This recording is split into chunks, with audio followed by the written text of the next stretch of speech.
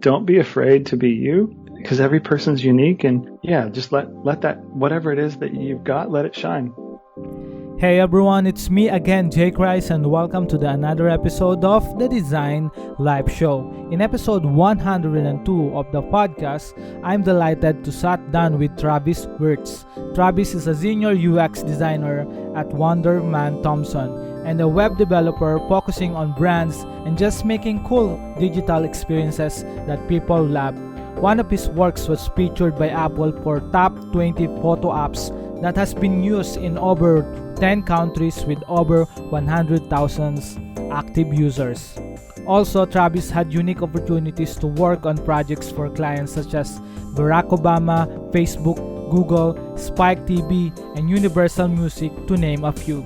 In this episode, we talk about his awesome design lab stories from ground up, how he was able to find his love for design and music, starting out as a designer, and his influence for his amazing works that he is putting out there, finding that thing that lights your fire and why it is important for your creative health, and actionable advice to make sure you keep what you love about your job in front of you at all times, and much more. So hopefully you'll enjoy this episode as much as I do, and make sure, if you haven't already, please follow the podcast on Apple Podcasts, iTunes, Google Podcasts, SoundCloud, or in your favorite podcasting app. So if you haven't already as well, please leave a review, and that would mean a ton for me, and it helps to make sure this podcast will be more discoverable in the podcast ecosystem. So that's it, guys. So without further ado, I hope you enjoy this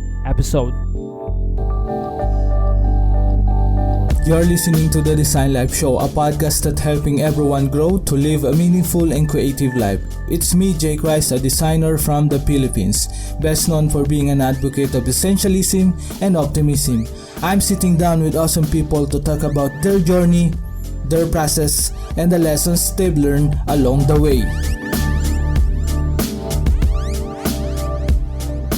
Yo everyone, it's me again, Jake Rice, and welcome to another episode of the Design Live Show. So I think this is a super special episode. I'm super stoked. I'm really pumped to really dig deeper on my guest stories, ground up stories, and all those stuff that really makes him alive, right? As a designer, as a father, as a developer as well. He's been making cool stuff, especially digital experiences that people love. So I think everyone, especially for Filipino creative professionals out there or Filipino designer out there who wants to really create a digital experience that people would love, I think this would be a ton of value. Hopefully you'll enjoy it. So without further ado, my mate Travis, how are you doing? I'm doing good, man. Yeah, doing good. Thanks for that introduction. That was great. Hopefully I can live up to some of that. Yeah, for sure. How are you doing, man? I'm good. Can't complain. So it's been a while. So since we've talked, I think a year, or I don't know. So you've been my senior. Like, you've been my UI UX senior designer at Dilate. So shout out to Baudi, who's been a guest as well. Hey, Bo. So it's really great. That's a really great episode, and I get a lot of value from that. So mate, just to give some context, right?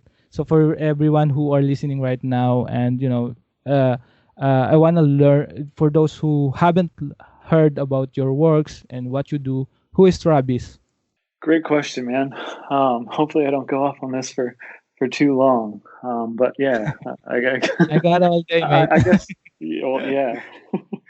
I guess where do I start? I think you're asking me like earlier, how did I find myself in this designer world and design career and stuff? But before I even go there, let's just I guess go back. First of all, I'm a UI UX designer. That's what I do for a living. That's how I put food on the table. I've been doing that for,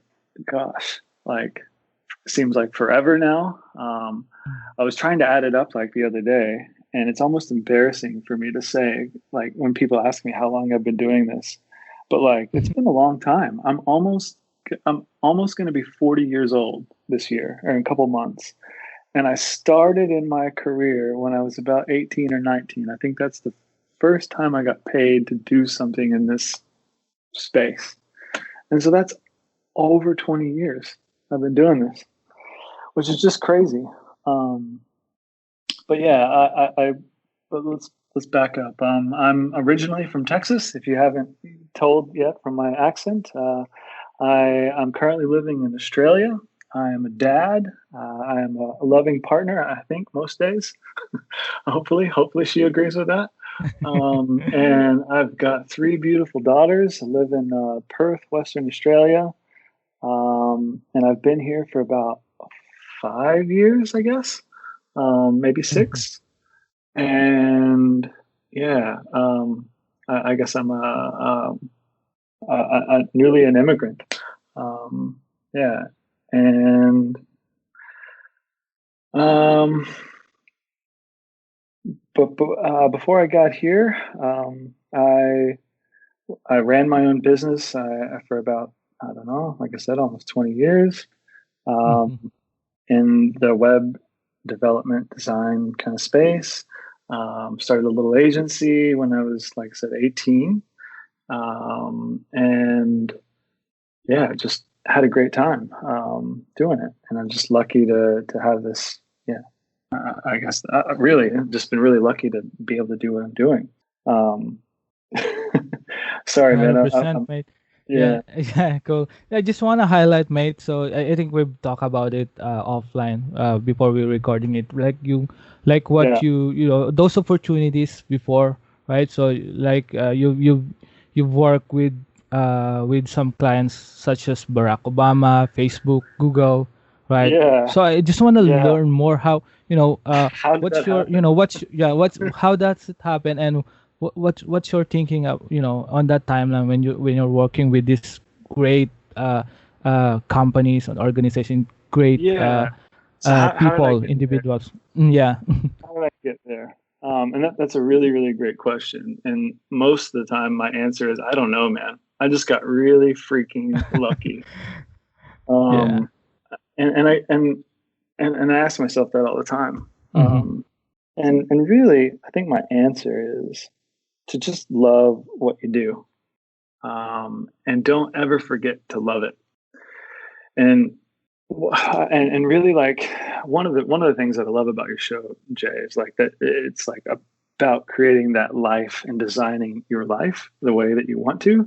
And I think, like, if you unpack that, really what it's all about is just making sure that you're following your own drive and what you enjoy doing, like, do that.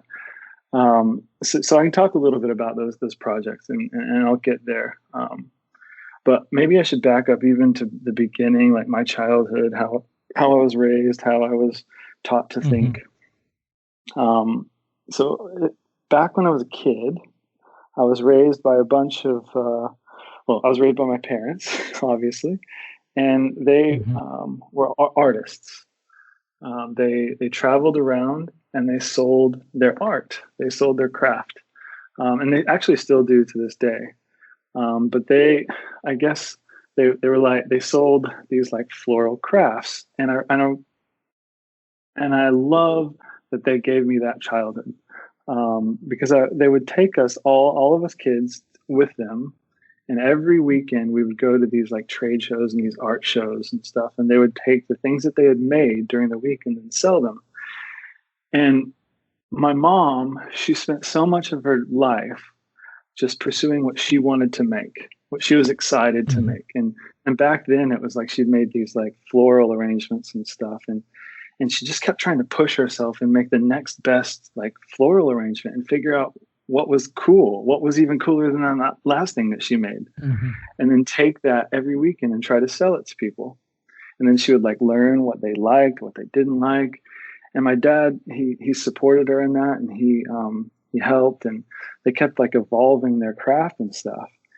But it was really cool as a kid to like just to get to be around all these artists, and really designers who design their products, and just be around them every weekend. Like I'll never forget, like it just seemed like every other weekend I was hanging out with some other artist, like a painter or a blacksmith who was, I don't know, working with some iron and stuff, or like a potter, or painters, or people that made like food was their passion. But I was just surrounded by all these people with these passions, and they learned to survive off of their passion, right? And Yeah. they didn't just have some like gig that they were just going to make money. They literally had to get up every day and be excited about what they were doing, and then bring that to people. And that's what I was raised around up until I was about, gosh, uh, 15, 16 years old. Or actually even past that. My parents are still doing it today, but that's just like what I remember the most. And so then when it, I guess, became my turn to start providing for myself in my adulthood, I had all that instilled in me. And I never thought like, I don't know, I'm going to go and get this job and play this role, and therefore I can make money. I thought, what can I produce myself and then sell? And what am I passionate about? And what am I excited about? And I guess, yeah, like that's where I started. And so for me, growing up as a kid, I loved video games, I loved movies, I loved computers. And I was constantly on them. And so what I could make and give back to the world were these digital things, websites, graphics, posters and stuff for my friends, or little things for small businesses and startups and stuff that I was exposed to. I would just start making stuff, and I was able to sell it. And then I went to uni and continued to study it. I wanted to go to like art school, but my parents thought, no, you need to learn all this computer science stuff. You need to learn the technical side of it. You can't just be around, sit around and be a painter all day. You're never going to make it in life. And we cannot let you do that, even though that's totally what I wanted to do. But yeah, so I did that. I learned, I guess, the more technical side of the craft. But even in like uni, like I was doing this stuff because I was excited about it. I didn't necessarily need to go to university to be excited about it. Like I was just doing it at home. I wanted to learn how to make the coolest thing because I saw someone else do it, or I wanted to figure out how to do this new little trick on a website. I remember when I was I'm super into music, and some of the first jobs that I got were for all the local bands and stuff that were playing at events and stuff. And I would just like go up to them and be like, "Hey, I make websites.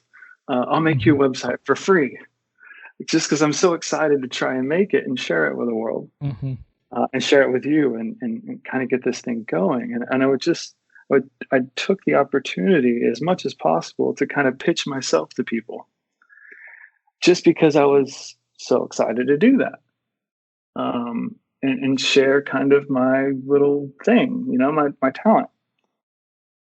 And that grew and that grew. But every time I would try to push myself for myself, not for anyone else. There was, it was about my own self-learning and self-drive. And I know I'm taking a long time to get around to your original question, but it was that iterative, approach and passion of mine to keep pushing myself into the direction that I wanted to pursue that eventually led me to work on those projects like that. So how did I specifically get to those? Well, and interrupt me at any time, man, if you need to redirect me. No worries. Yeah. But I'm extremely listening. Yeah. Okay. So I was like working for, so when I was right after uni, I decided I would just jump in the back of like a van with a band and start traveling. because that just sounded like the coolest thing in the world to me, like ultimate freedom. I'm out of the Yeah. house. I'm not living with You're mom and dad single, anymore. right? I'm single, and I can just go off and do my thing, Uh-huh. and I can go see a part of the world that I've never seen before, Yes, gotcha. and have fun. And along the way, while I was out there, I'd try to figure out how to survive because I didn't play an instrument, but I wanted to go Mhm. travel and be around music and stuff. Um, and so what I would do is, like I said, like I'd sell my services. And one of the roles that I could play was I could do the merchandise, and I could make the website, and Mhm. I could stand behind the little counter and while the band was playing, and then sell their CDs and T-shirts and whatever. And so my job really was to market that band, was to get, to make sure that we had enough money to get to the next show. Yeah. That was my job. And well, if you're selling merchandise, what do you need? You need customers. And Mm-hmm. this is a long time ago, but I came up with this idea. Well, and this was before social media and stuff was really what it is today. I can't remember what year it is off the top of my head, but let's say 2007 ish. But I came up with this idea. Well, people love to take photos with with the band that they like, and I was like, well, Mm-hmm. what if I could make a photo booth that I could take on the road with me, and I could set it up next to my little bandstand, and then the band could say, hey, after the show, if you'd like a photo with so and so and so and so, come over to the merchandise table, and we'll take a photo. And that idea was wildly successful. Like overnight, it was like we had, a Mm-hmm. couple people standing around our little booth to a line out the back, and it was just that little photo booth. And I was like, well, sorry, I'm jumping the gun. I had to figure out how to make a photo booth. We didn't have the money to buy one. We didn't have the software. We didn't have the knowledge. We didn't know what in the world we were going Uh-huh. to do. But it just sounded like a good idea. So I strung together all these parts. I started using the web skills that I had at that time, the programming skills I had, to kind of produce this really crappy photo booth. And I shouldn't call it crappy because it did the job. I think back then it's amazing. The Yeah, all those shiny elements that we can see right now. So I think it's the old fashioned way of designing website. If yeah, you're kind of like a classic guy, something, I think you'll appreciate it, right? yeah. It's like I had to produce this thing Mm-hmm. myself with what I had around me. And but because I did that, it was successful. Word got out. Hey, Travis made this thing for this band, Mm-hmm. and some other people that I guess that were kind of around me at the time. I was this new company had just started up called Smile Booth, and Smile Booth was another photo booth company that was trying to do things similarly. And they said, hey, we know Travis. He was excited to talk about this photo booth that he made for the band. And I heard some things were happening there. Maybe we should see what he thinks about, how do we take this to the next level? And then I was like, okay, well, sure. Yeah, I'd love to work with you guys, and maybe we can do some stuff. And anyway, to make a long story short, we just kept iterating on that same idea, and that photo booth became even more wildly successful. And we started working on how do we make that photo booth, how do we make it so that it can be at large events, how do we make it so that we can get 1,000 people there through it in a night. And that idea just caught off like wildfire, man. And you know Mm-hmm. and there was people like you just said, Barack Obama was wanted to have that booth Wow. travel with him Mm-hmm. during his campaign. Facebook, some folks from Facebook were wanting it at their weddings. Google, and the list. Those are the ones that I can remember. The list goes on and on and on and on. And I guess what I'm saying is I would have never got that opportunity to do that job had I not expressed just some desire Mm-hmm. to make something cool. Like I didn't go into making that photo booth for the band in order to get that job with that company. I didn't think that would happen. Mm-hmm. I couldn't have possibly 100%. Mm-hmm. seen that. But it's just like following whatever makes you excited, and that will lead to things like that. Yeah, it's just following your passion. 100%. It's like that Yeah, sounds so 100%, mate. cliche, right? It's like Yeah, everyone it's knows so that, cliche, but I think we're not going to talk about it if it's not the truth, right? And I've yeah, also, some people, also, I've talked about this a lot as well, and some people kind of, find it really cliche, but it's, it's the thing, right? I think it's really important, right? And one thing, Travis, with with this tremendous growth that that you've done, and all of this great stuff that you did, and hearing your stories from ground up. And I think one of the key things that I've take note is here that what you've mentioned is finding that thing that really lights your fire, right? exactly. That's one thing that you want to keep doing, want to keep iterating, want to keep uh, that makes you excited every day, Exactly. right? And I think it's really important, right? You've mentioned it's really important for creative health, and I think a lot of people, especially now, right? So in instant gratifications era, right? So there's a lot of instant gratifications right now, and we even me before, I feel like I have a shiny object syndrome, that go into Yeah. the next one, try to jump on another one, and it's kind of affect as well how your creative health, right? Totally. And yeah, with that being said, mate, how do you know if someone's really, probably this shiny object syndrome that uh, that really uh, that really affecting his or her creative confidence or creative health right now? What's your best practical advice? Uh, you know, uh, So Talking about those growth that we mentioned, those experiences that we mentioned. so what you're saying is, what would I say to someone who's maybe Mm-hmm. stuck in the rut of just being satisfied Yeah, with their pretty shiny much. things, Uh-huh. and not growing, maybe, or putting in the, because they're satisfied, so they're not like growing past that. Yeah, it's like you're in the stagnant position, something like that, and Yeah, trying to yeah, and really they're figure out. content. Yeah. Yeah, that's a really good question, because like for whatever reason that person's like, or maybe on the surface they're happy, um, Uh-huh.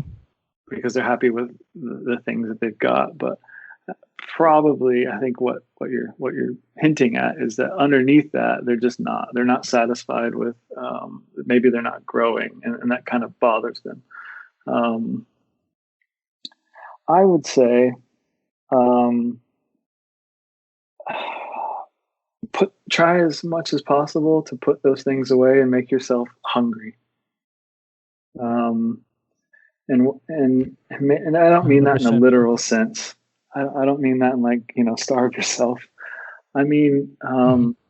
like, starve yourself of whatever it is that's taking away from your attention, and taking away, from you applying your attention where you should. And I've actually just been recently learning this again myself for like the millionth time. It's like I go in these peaks and troughs, and I find myself sometimes stagnant creatively. Mm-hmm. And recently, I've challenged my own self. Like for me, I can very quickly turn on my devices or whatever and just start scrolling social media, and following other designers, following other artists, whatever, and just being content and just observing their work. like as if it's almost just like watching it is enough. And then, but at the same time, I feel like I'm not giving back at all, or I'm not contributing, and I'm not growing because I'm just consuming. And so for me, I had to consciously decide to throttle that down, to starve myself of that a little bit, and promise myself that I would start being creative and follow my own personal stuff that I was into, and just trying to create rather than consume. And I've found that to be really, really rewarding lately. Like, I don't know if you know this or not, but like every week now, I try to give myself a little creative goal. And this is outside of my work, right? And this is really important to me. Like, this is probably something that I would love to communicate the most. Make sure that you've got stuff that you're doing, not just for your work, not just for your clients, not just for your company or your side hustle or whatever. Also make sure that you're taking care of your own personal creative self. And for me, I'd been neglecting that for a very long time. I was just thinking, okay, I can just show up at my creative job and do my creative thing, and that's enough. But it really wasn't. And for a long time, I couldn't figure out why that wasn't enough. Why I'd kind of plateaued, and just got, I guess, content just doing my job and not really growing, just kind of being. And I think for me, it was that I wasn't like reconnecting with what I personally loved doing. And once I kind of started and I started trying to reconnect with that thing about, gosh, I don't know, maybe a year ago. And I've found that the more I consistently just try and produce things for no other reason than just pursuing my own creative thing. Like for me, it's drawing and sketching and making music posters. That's what I just freaking love. The more I do that, the happier and more fulfilled I am in all facets of my life, not just my creative professional life, but like I'm happier at home. I'm happier with myself. I'm more engaged with life. It's like, I don't know, it's like this creative bug. Do you feel that? Do you like have this creative itch, like you must always be creating? Yeah, mate. Yeah, I'm connecting with that. I think everyone has it probably, right? And somehow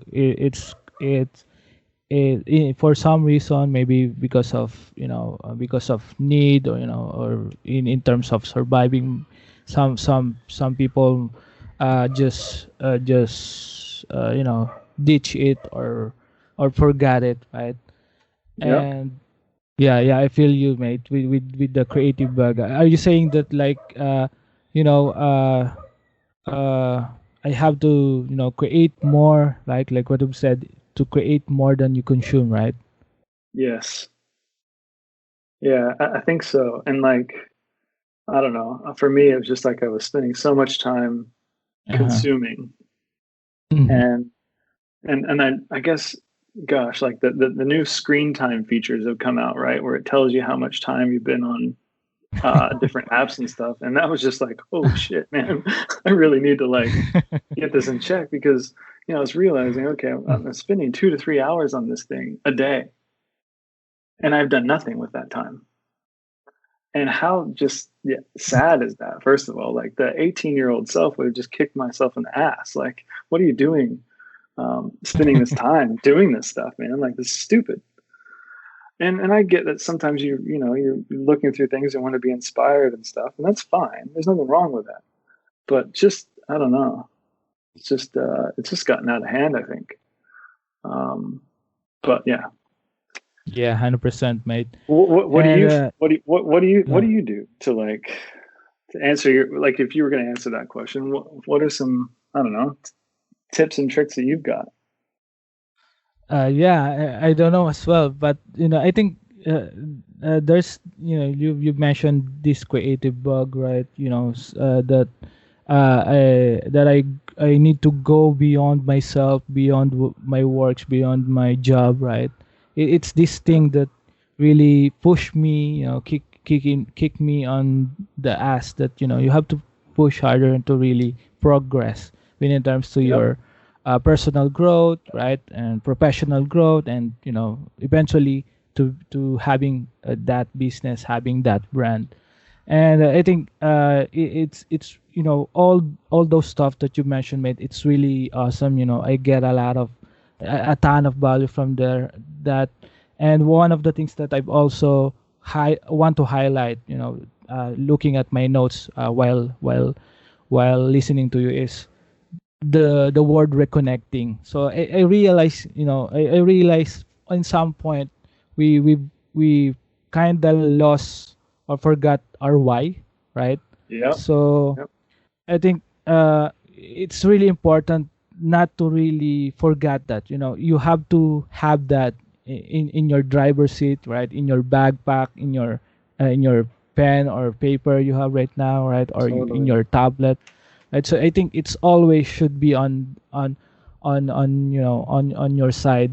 And you mentioned this as well, right? Sometimes our career, your career can make you forget your why. So how, mate, Totally. how do you, just to dig deeper about this reconnecting, right? How do you, as a, let's say, as a designer who just How getting do you started, reconnect with right? it? Yeah, how do you reconnect with your why? What did you do, to really Yeah. overcome those things that really hinder Yeah. you to reconnect with your why? Yeah. So it's a great question, and something that I would totally love to talk about, because I feel like for me it's been a massive lesson that I've learned recently. Um, and I guess maybe I go back to a bit of my history. So I've kind of explained what I was, where my head was at when I was in my early 20s. Then I moved on from there and got super serious and just wanted to, I don't know, establish this really professional career. And I started working for lots of companies, and I was on this quest to work for the next biggest company and the next biggest company. And I didn't really care what I was doing as long as I was doing something, I guess, bigger or that made a little bit more money than the last project. But through Mhm. that process of doing that, I feel like I was almost selling my soul a little bit, so to speak. Um, I I just got oh man, I just got a notice that my headphones might be dying. But anyway, I was just starting to chase the money a little bit, and and you have to do that to survive, right? You've got to put money on the table. There's nothing Yeah, wrong with that. 100%. Mm-hmm. But at the same time, my job and what I was doing and where I was putting my mind was always there, and it was never I never tried to take a break from that. And my purpose, I started to let it become just making money, and I sort of let go, and I forgot about the younger me who was and why that me wanted to be in this job in the first place. Mm-hmm. Um, and I just stopped trying to make cool stuff. I just started trying to get the job done. And I just started to try to get the job done so I could get paid and get the next job. Mm-hmm. And as a result, if you do that for too long, you sort of just start to lose your what made you special in the first place. And so for me, over the last year, I've really kind of tried to take a step back and just say, hey, why did I want to do this job in the first place? What did I find that was so cool? Um, and I would remember all these stories, that I've just told you about, going traveling with bands. I Mm-hmm. loved all the artwork and design that I was around in that sort of world. And I was like, okay, well, my career today, I'm not making that stuff. What happened? Well, how did I get to this place where where I'm not doing those things I'm excited about? And I was like, well, it's like I just said, it's small choices over time. And eventually you just kind of, if you're not Mhm. careful, you can stop doing what you love. And so I just took this real big step and said, okay, well, now I'm going to reintroduce very slowly back into my life what I enjoy doing. And so I found some time in my schedule to just start drawing for the fun of it. And I would pick and I've been on this kick lately. Every week, I just try to pick another musician and just do a portrait of them, just for the Super amazing. sheer, Yeah. Awesome just for work. the fun, just for the fun of drawing that.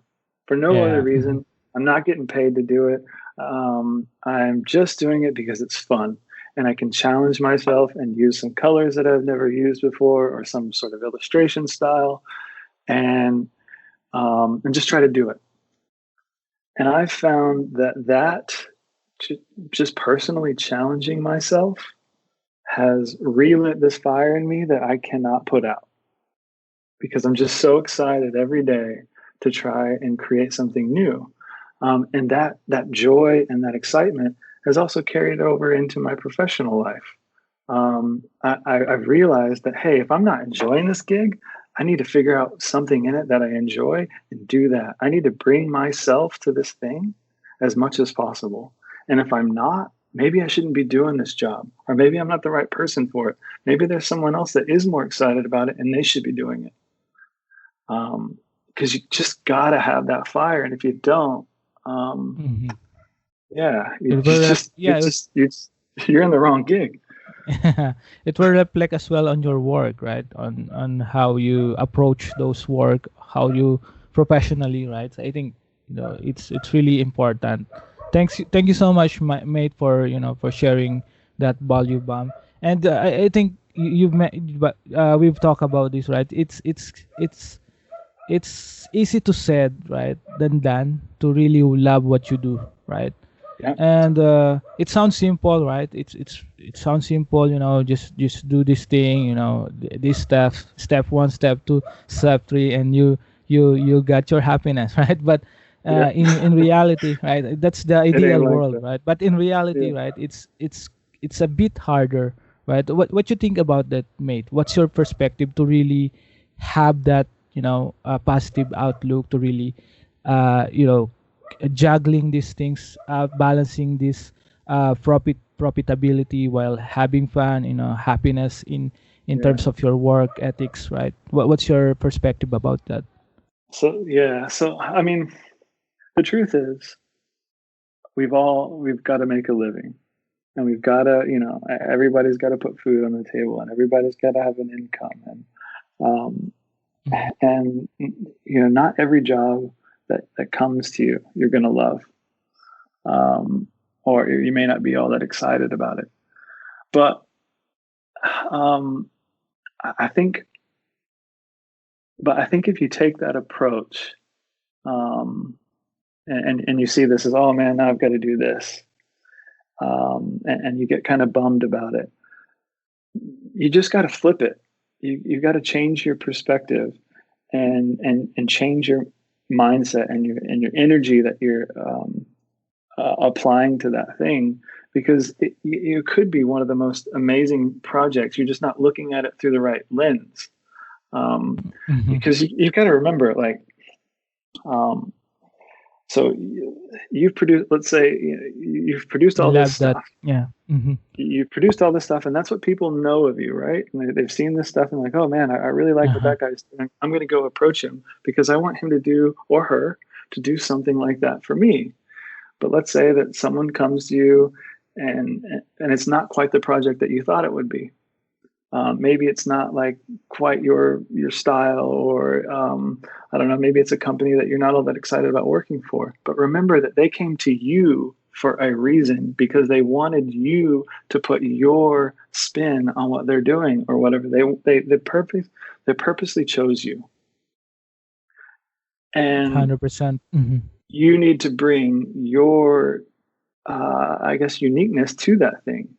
Yeah. Hmm. And they see something maybe that you don't.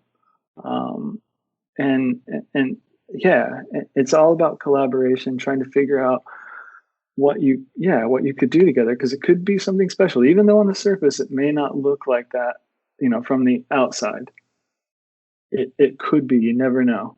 I think some of the more challenging jobs are probably some of the ones that are the most rewarding in the end. It's just, it might take a little bit more work to get it there and get it to a spot that you feel, I don't know, creatively excited about. Does that make Yeah, sense? 100%.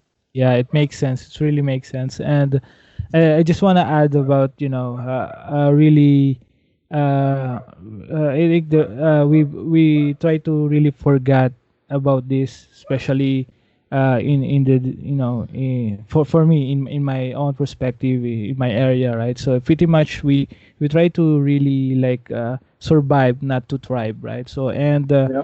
and I think like what Travis said, so you have to really change the narrative a little bit, right? If you when I'm, here's the pretty much a simple example. When I'm just getting started, I want to have, I want to speak out, express what I want to really express in terms to speaking. So uh, I find one person who are willing to, willing to talk, willing to listen to me, right? And Yep. even though I'm not that confident enough to talk, right? So and then I try to really change my narrative. Like when I'm scared to talk, I try to change that feeling into excitement. Or I'm, Yeah, exactly. let's say for example, hey, I'm afraid on doing this, or even though they approach me, right, in this kind of big project, or right, so I'm afraid of doing this. I'm not sure if I'm the right person. So kind of just go back on the backstage and then try to, try to talk to yourself. It's cringy, right? It's kind Yeah, of cheesy, totally, man. but It's awkward. it's like, So awkward. oh, what I'm doing right now, right? So I try to talk with myself, Jay, uh, instead of having that fear, you probably need to change that into excitement, and then it works, right? Until I Totally. got more people to talk, right? I got more, a groove, or it turns Yeah, out that they want to hear my side, they want to hear my totally. perspective. And I realized, while talking to you, Travis, there's a lot of things that I realized that really, all of those small bites, bits of uh, steps, right? It's really adds up. It all adds up on your success, on your career path, right? And especially on your happiness, right? So that's the most important part. Totally. I agree. Yeah. Like, Mhm. yeah, that I think that's what I've been trying to say probably overall the most is like connect with whatever it is that makes you happy and do that like times a million. And if you can, like if you're lucky enough to Uh-huh. figure out what that is, then just do that. Um, Yes. It and I builds up, right? promise you, yeah, I promise you, it may suck in the beginning, but um, it will pay like dividends in the end because people just feel that, like if you're doing something with passion and excitement and stuff, you bring that every day. Like you can't Mhm. turn that away. And people want to work with people that are, lit up and ready to go and um, Yeah. yeah, that have that fire. It's contagious. And then again, I know that's so cliche, but it's so true. Yes, Yeah, 100%. Every time I hear that, it's like a refreshing, word and thoughts, right? So thank you so much, mate, for sharing that. And yeah, man, no, I just want to really, I just want to shift gear a little bit, okay. and with this, tremendous growth, with this amazing works you put out there, right? And I love how you communicate as well, how you do your stuff. You've handled me before, right, at Dilate. So it's really, you're one of my idols. You're one of my those people I follow because of how you do things. Just to give context for everyone who are listening right now. you know uh, uh, I as a human being, right? So Hmm. let's just put aside those job title. What's the biggest struggle? that you've been through, and how do you overcome it? I think my biggest struggle is I'm not like, even though what I've said sounds like, I'm just super excited, passionate about what I'm doing.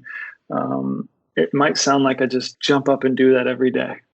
That I just wake out of bed, roll out of bed, and I'm like, hey, this is, I'm ready to go, and I'm just super excited. That's not the reality, and I find motivation sometimes can be tricky. So you have all these great ambitions, stuff you want to do, but at the same time, we've all got lives. We've got things that get in the way of that. Or we're just, we're not feeling it today, or we're a little bit lazy, or whatever is on Netflix seems a little bit more appealing right now, or whatever, like, or none of that. And you just don't feel like it, and you're just kind of like, you know what I mean? I'm slacking today. yeah, exactly.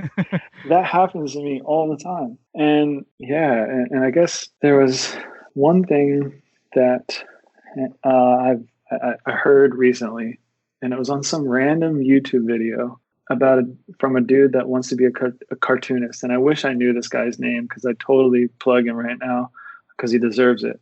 Because he told me one of the simplest things in his video that has helped me deal with my own, human struggles of trying to stay motivated. And what he told me that worked, and I use this in the stuff that I'm passionate about, my personal stuff as well as my professional stuff. He said, I'm a lazy person. I'm just that way. Accept that, accept it, but then work around it and hack your own brain, and hack your routines.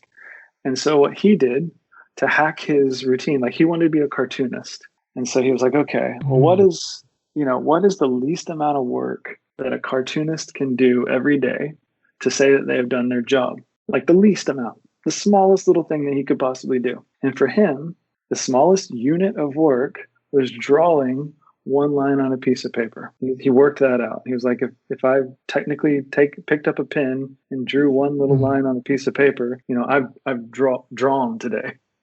Clever. Right. So he was like, okay, that's 100%. It. So then, therefore, I'm going to promise myself that I'm at least going to do that every day.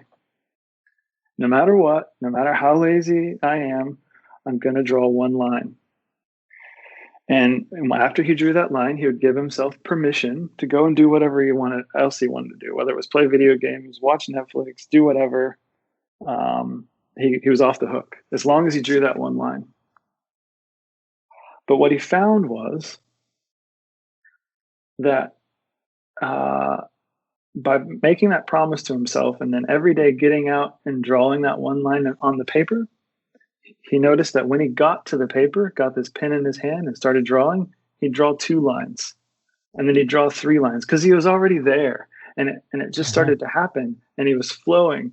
But it was just getting over that hurdle, that initial thing, that mind wall that we have. We're like, oh, we put things off because we think in our minds, like, oh, well, I need a good 4 or 5 hours in order to do that properly. And then therefore we put it off for tomorrow. But he found that if he just promised himself to just do one little thing, he'd start into that one little thing, and then he'd end up spending 4 or 5 hours on it unknowingly every day. Does that make sense? Like, he was hacking the way he was thinking. Yeah, 100%.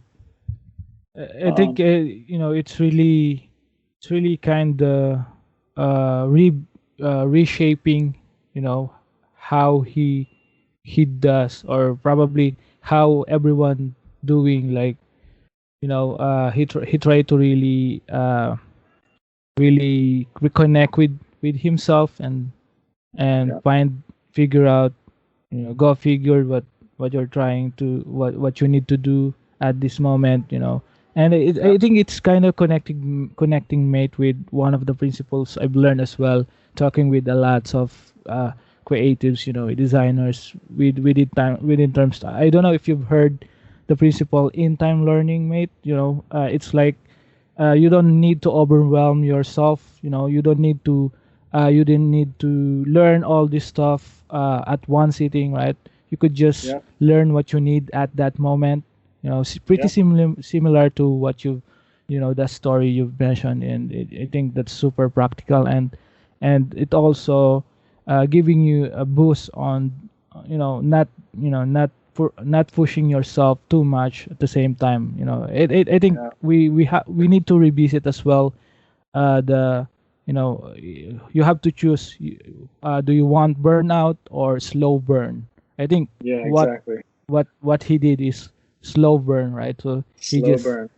yeah, slow, he just, probably push for everyone who do exercise out there, right? You could push up one or 10 times a day, right? And Yeah. probably you'll have a body like the Rock or something, right? Totally, man. uh, But at the it's end of true. the It's year, true. right? It's true. Yeah. Yeah, it's like So, it's like that story that we were told as kids about the turtle and the rabbit. As cliche as that is, like the turtle ends up winning the race, um, and I've totally found that to be true in my own life. Like the stuff that I do consistently over a long period of time, I end up producing more of it, and probably better quality and stuff than the stuff that I try to just do lots and lots and lots of it. Um, yeah, because I've totally been there in my career before. Like we all hate burnout, right? And you just put so much stuff on yourself, and you end up accomplishing none of it because you're just so overwhelmed with all of it. And it's just you just got to give yourself that permission to like be okay with doing the least amount, but just do it consistently. And you'll find that over time you just keep building on it and building on it and building on it, and before you know it, you've finished the whole task. And it will feel like it just happened overnight, but yeah, it doesn't. It takes dedication and yeah, consistency and stuff.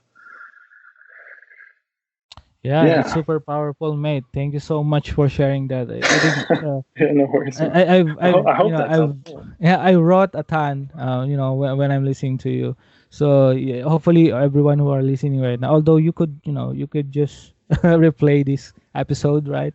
But I really recommend to really listen, at the same time take notes what you want to take notes, and try to try to how do you call this, how try to apply it, incorporate it within terms to your processes, within terms to, if you're rebuilding, right? Yeah.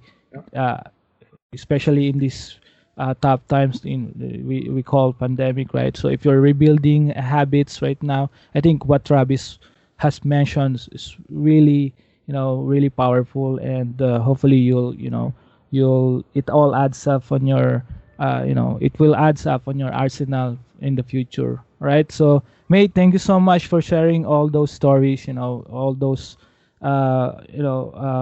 value bomb. I think I call it value bomb because there's a lot of meat on potatoes on how from ground ups, from your ground up story, and now telling telling all your perspective. It's really, for me, it's beyond, I'm beyond grateful to really talk to you, at the same time learn more about how you see the world, right? And your own perspective as well, with the terms to being a designer, or as a human being as well, right? So, mate, before we wrap up this show, I just want to learn more, if do you have any, like, I don't know, any book recommendations, or for anyone who are listening right now, or who wants to get started within terms to probably you design, or being a designer. What's your books recommendations out there? Um, yeah, I'm not a huge reader, to be honest with you. Mm-hmm. But if I had to, I guess the last book that I read was written by an artist that I really admire, Andy Warhol.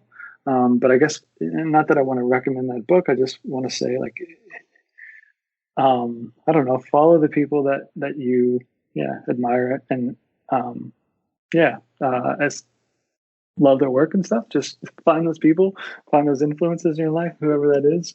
And yeah, try to learn from as many of them as possible.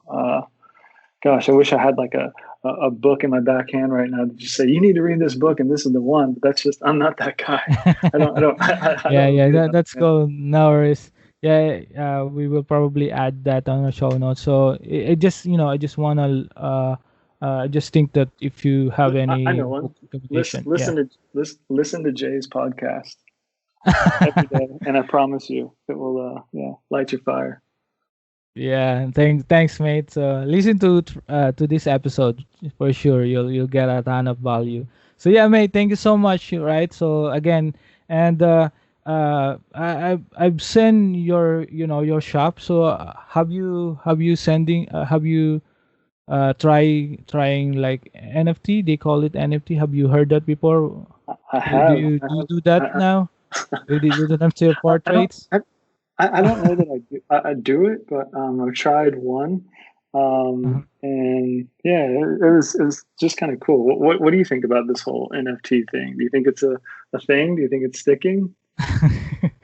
I think for me it's kind of give when I just first heard it like like everyone like would everyone think would Same be thing like on me. it's a like a bubble, right? So or Yeah, but when I see few articles, few videos about it explaining how it works, right? It's kind of for me, in my personal opinion, it's kind of sticking yeah, in my head, and yeah. whenever I see artworks, I kind of ask someone who are you doing NFT, just trying to get your perspective about it, right? Yeah. So but I but guess pretty yeah. fair. To be fair, I'm not professional about it. I'm just Do you have you done I'm an still NFT yet? not yet, mate. So Yeah, it's kind of before it's kind of complicated to really dive in, right? yeah, it is. It took me So a little while to figure it out, and I still don't even know that I figured it out, man. yeah, I joined a website, went through the process, and then picked a piece of artwork and put it on there. Um, just because uh-huh. I think the idea is cool in and of Mhm. itself. And it's a really interesting topic because, like, Yeah. I think that, yeah, like you said, a lot of people are talking about like it's a bubble, and Can you share your perspective about that, mate? Or if yeah, anyone who yeah. probably want to dive So in into this or try it, totally. So like, I in think, layman's term. yeah, um, I think the internet in general has a problem, Uh-huh. and it's a copy kind of problem. Like, it's so easy to rip Mhm. off artwork these days, and I don't know that this Gotcha. directly addresses this issue or not, but um, it's I think it's kind of related. So like you've got that problem. Then you've also got the problem that like no one really owns all these digital assets that are created, Mm-hmm. right? Like Mm-hmm. there's no real idea of ownership of it because we're just putting it all on the web, and it's sort of up up up for grabs at that point. And so it's really hard to control, I guess, the ownership of it. And so I think that the technology itself, the idea that you could buy the rights to this thing and the rights to so many copies of it is a really interesting one. And I think is one that we should explore more. And I think it's something that, yeah, we should try to figure out how to embed it in all of the different services and platforms that we use. And I think that's what's going to happen. I think it's like a maybe one of the first contenders in this space to like actually solve this digital ownership issue. Um, Now, at this stage, it's a very, I don't know, it's early days in the technology. So I think a lot of people are still trying to figure out how to use it and what it means. But I think maybe over the next, I don't know how long, years, you might see it Mm-hmm. turn into something else, right? It's like with any technology. Like when it first comes out, people think it's supposed to be used for this one thing, but then it turns out being a completely different thing. They just didn't see it quite right yet. I think it might be in that area. And it's interesting because like when technology usually first comes out, it's always like for some weird reason, it's always the artists and the creators and the creative people who all latch onto it. And they're all just trying to figure out how to use it, right? And what they can do with it.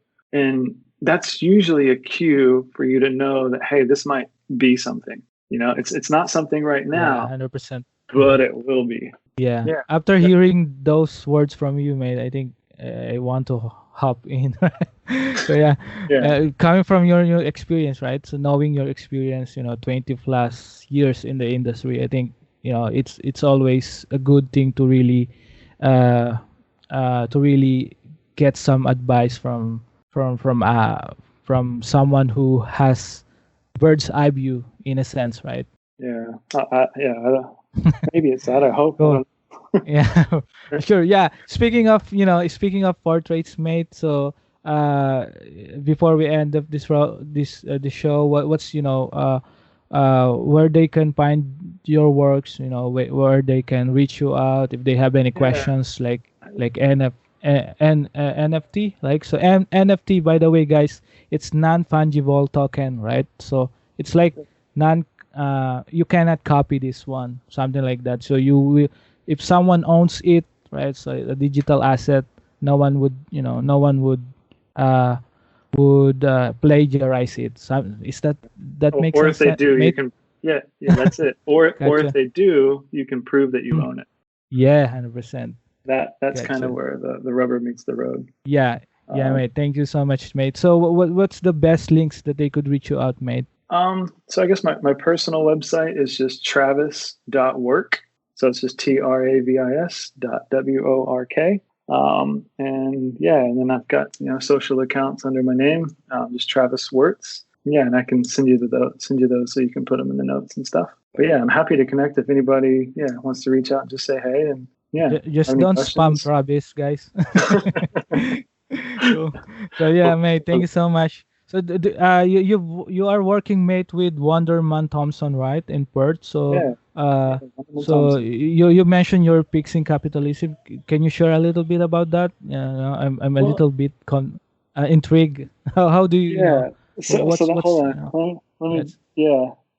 So that slogan was actually the slogan, or I hate to even call things slogans, but I joined, before I started working for Wonderman Thompson, I actually joined another company here in Perth called Meerkats. And right when I was like super excited to join Meerkats, just love the company, love what they stood for, and their slogan, I guess I shouldn't call it slogan, their ambition and purpose and drive, like what got them out of the bed in the morning, was they wanted to fix everything that was wrong with capitalism.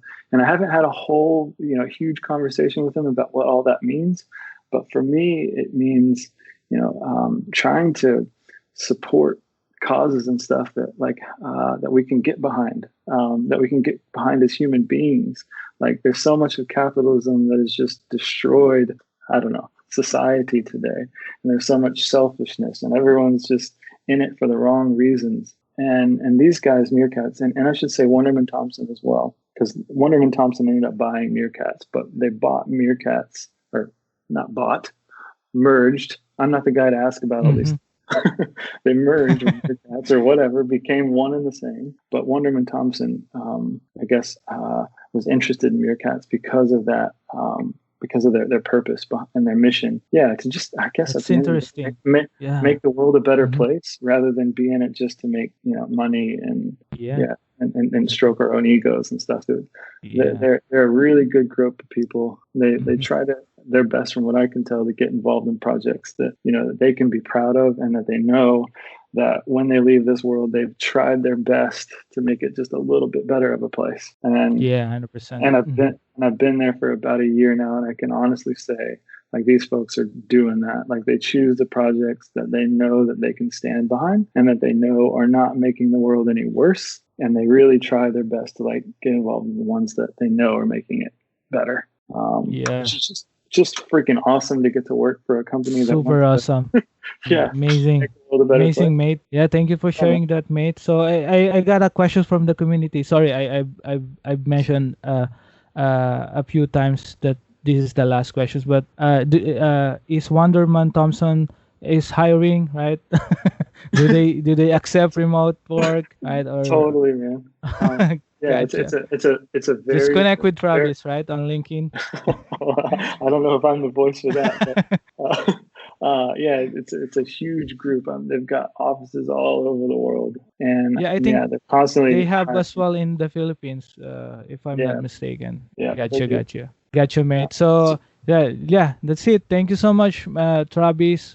Yeah, there you have it, hold guys. on. Travis. Oh, yeah. Do you have I gotta ask anything you to some add? questions, man. Oh man, oh man, I'm I'm the putting you on the spot. interviewer here. No. What's next for Jay? I'm gonna put you on the spot. Yeah, that's the hardest. That's the hardest question. So it's like the hardest part of the website about us or about page, right? Yeah.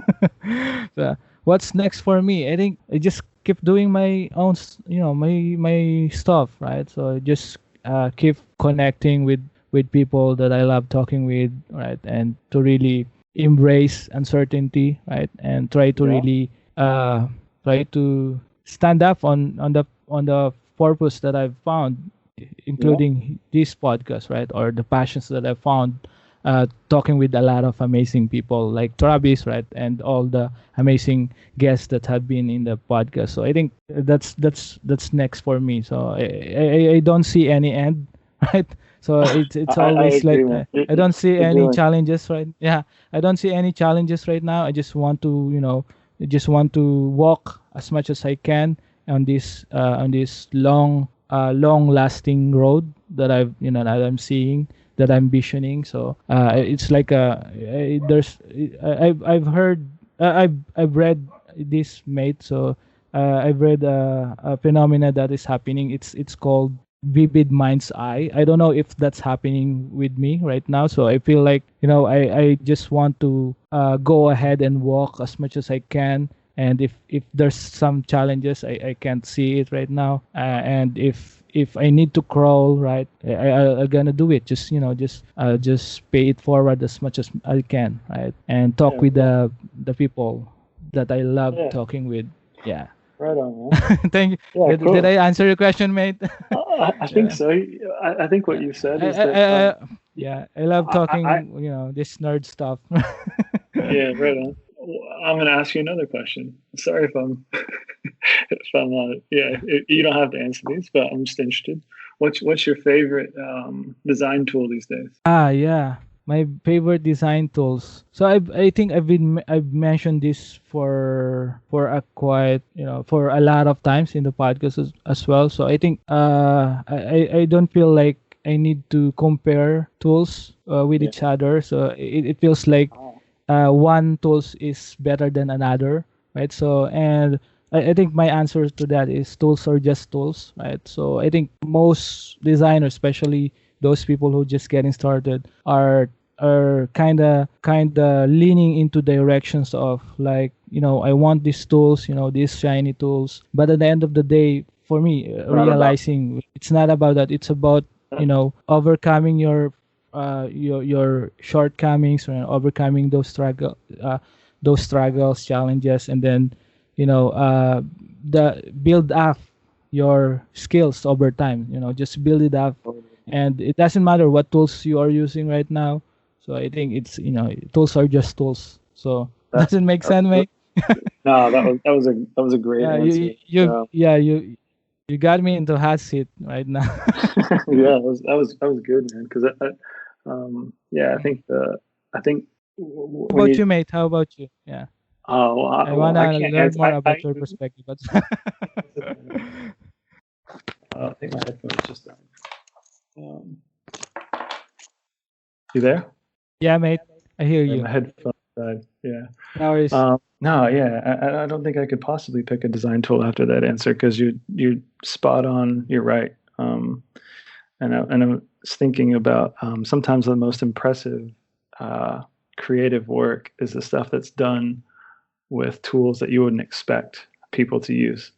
And yeah, You're right. Totally right. Yeah. Yeah, I love that, mate. You've said it better than me. So, yeah, mate. Before we wrap up the show, I mentioned this a lot as well. So, I forgot to ask your question. A question, right? So I think this is important. What's your best practical advice for in high level view, right?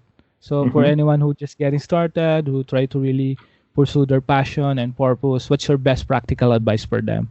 Oh, yeah. I feel I don't want to be repetitive, but I'm going to say the same thing. It's really connect with the things that you enjoy doing, and that you're happy to do, and make sure that you are doing those things as much as possible, or at least trying to bring some element of you and your personality into your work. And it doesn't have to be like the actual work sometimes. Like, I'm not saying you need to go and bring your visual style to this thing, because sometimes that may not be possible. But you can still bring like your personality, your flavor, your thing to the experience of working with you. Like, don't be afraid to be you, because every person's unique. And yeah, just let that, whatever it is that you've got, let it shine. I guess, yeah. But That's it. Yeah, yeah. 100%. Thanks, mate. Thank you so much for that. All of these grand, stories, a lot of things that you mentioned, experiences, and all of this stuff that really connects with me. Hopefully, it will connect as well in the local scene here. So again, mate, thank you so much. So for anyone who are listening right now, as Travis mentioned, so you could go to Travis.work. So that's TRA dot WORK. So I don't know why I'm doing that, but yeah, It's yeah. all I'll good. just I'll just add that on our show notes below. Yeah, you could find that on our show notes below. All of the stuff that we mentioned here, right? Probably the summarized version of the stuff we've talked with. We converse, we communicate in this podcast episode. You could go scroll down, and just don't scroll down a lot, just scroll down a little bit, and then you will find all the links, that you need, especially if you want to connect with one of the best, guests that I've talked to, Sir Travis here. So I don't know about that, for but anyone, yeah. So everyone, if you haven't already, you could follow the podcast at Apple Podcasts, Google Podcasts. So, by the way, it's available now on Amazon Music, right? So you could listen on it via Audible as well, and then you could find it as well on SoundCloud. And if you want to learn more about this, you could go to thedesignliveshow.com. That's thedesignliveshow.com, and you could learn more about this crazy mission that I'm doing. So again, mate, thank you so much for dropping by on the podcast. I hope you enjoyed the podcast session totally, with man. me, because I really enjoyed it, man. Thank you so much. Yeah. Thank you so much. It was, yeah, I'm grateful. Thanks for even inviting me, man. It's good. And that's it. So thank you so much, guys, for listening again to the podcast, and I really appreciate it. For those people who are asking me on how to support the podcast, you can leave a review on Apple Podcasts. So in that way, you can help me to reach more people and make the podcast more discoverable within the ecosystem. You can also take a screenshot of this podcast and share it with your friends, colleagues, or to anyone that might be interested in this kind of contents. You can also support the podcast monetarily by visiting jchristteves.com/donate or patreon.com/TDLS. And you can also shop courses and tools online to design the life you really deserve by visiting my shop at shop.jchristteves.com.